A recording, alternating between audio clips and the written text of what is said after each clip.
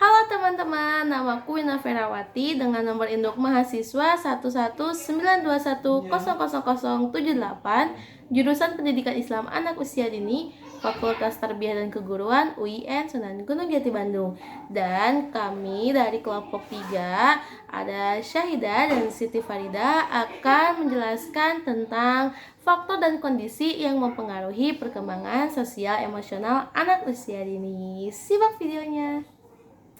Oke teman-teman, jadi saya Wina Ferawati akan mempresentasikan pembahasan yang pertama mengenai perkembangan sosial dan emosional anak usia dini. Perkembangan sosial dan emosional anak usia dini itu tidak selamanya stabil.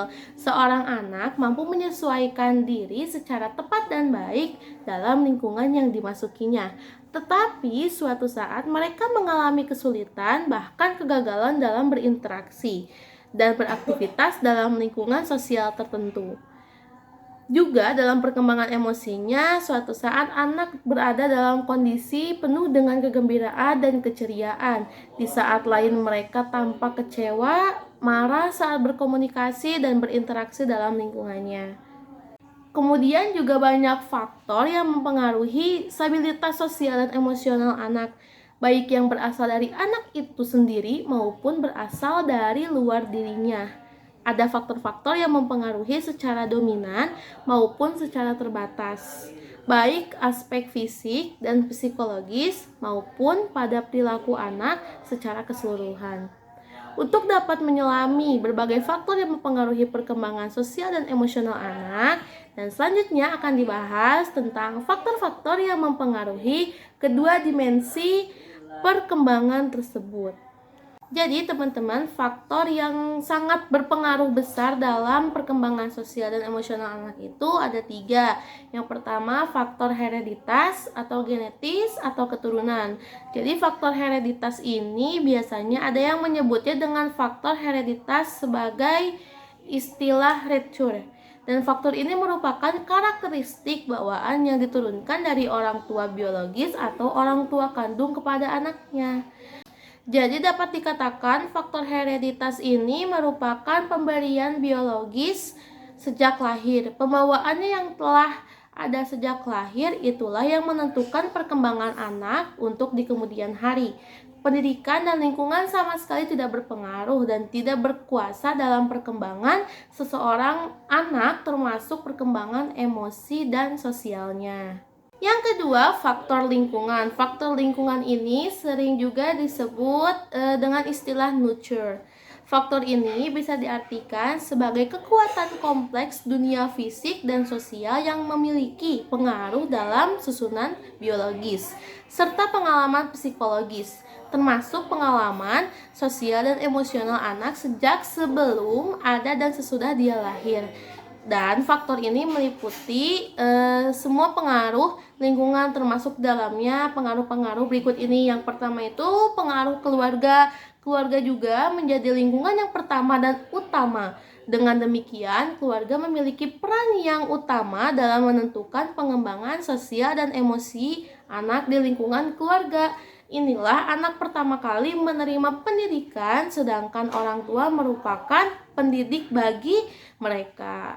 Selanjutnya akan dibahas oleh Siti Farida.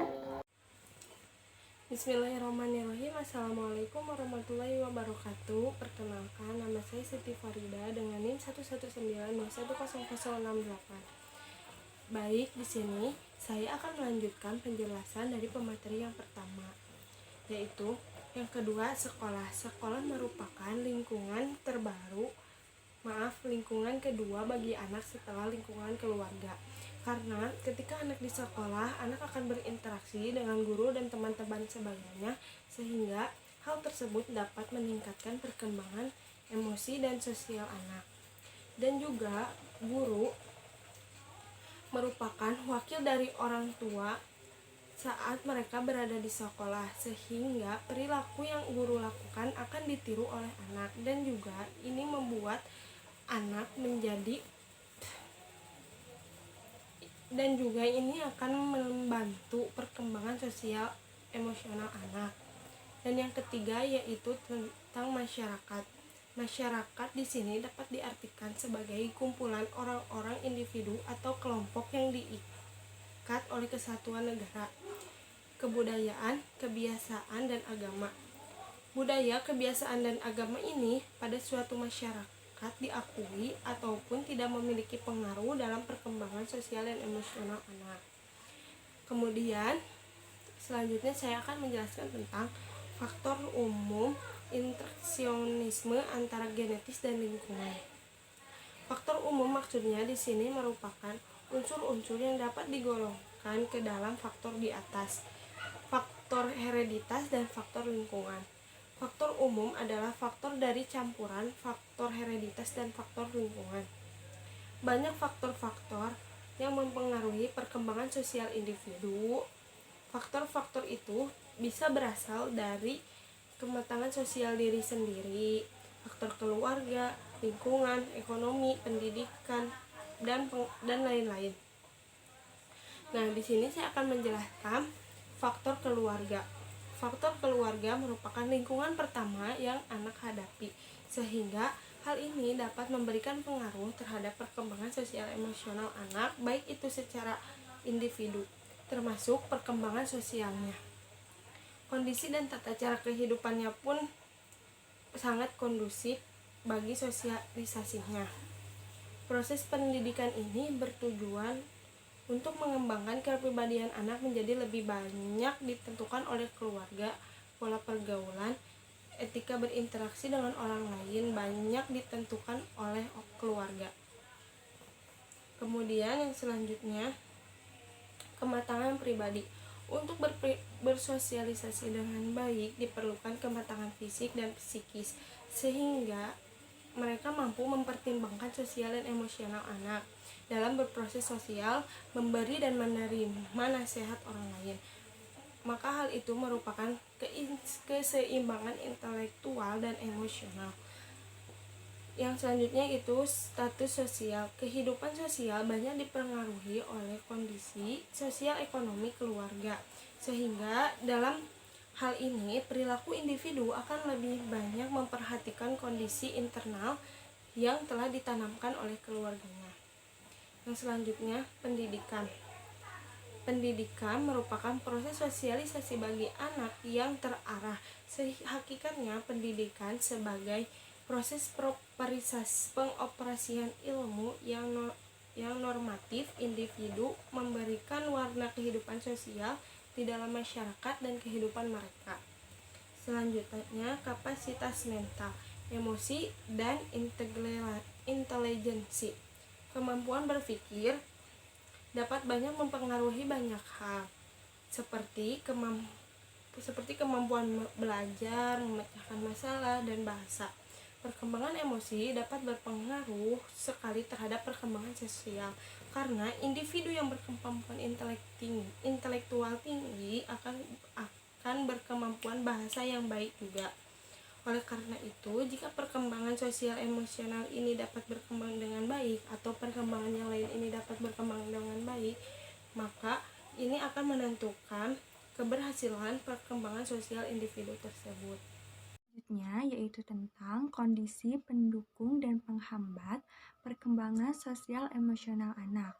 Menurut Hurlocks, mengungkapkan berbagai kondisi yang mempengaruhi diantaranya. Yang pertama yaitu kondisi fisik, di mana apabila kondisi keseimbangan tubuh terganggu karena kelelahan, kesehatan buruk, atau perubahan yang berasal dari perkembangan, maka mereka akan mengalami emosi yang sangat meninggi.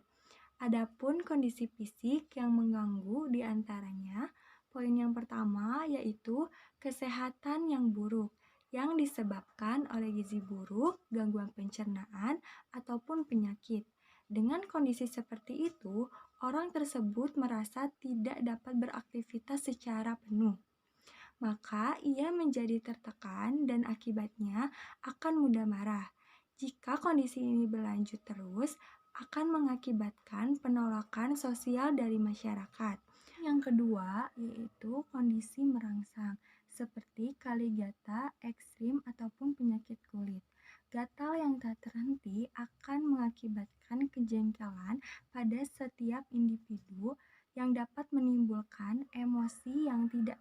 kontrol.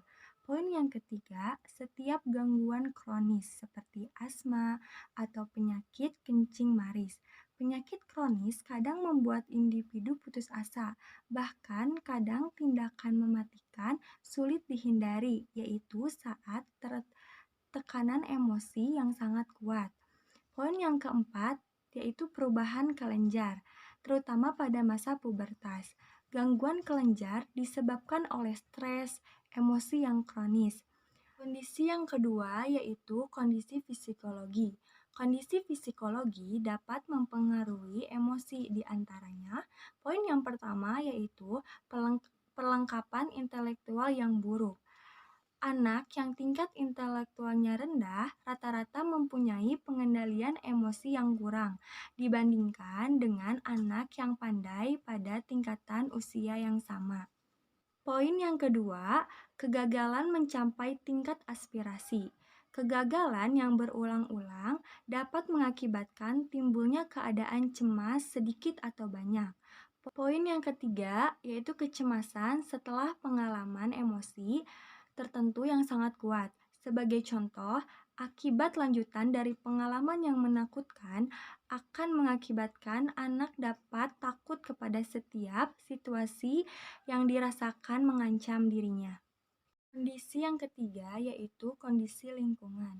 Ketegangan yang terus-menerus, jadwal yang ketat, dan terlalu banyak pengalaman menggelisahkan yang merangsang anak secara berlebihan akan berpengaruh pada emosi anak.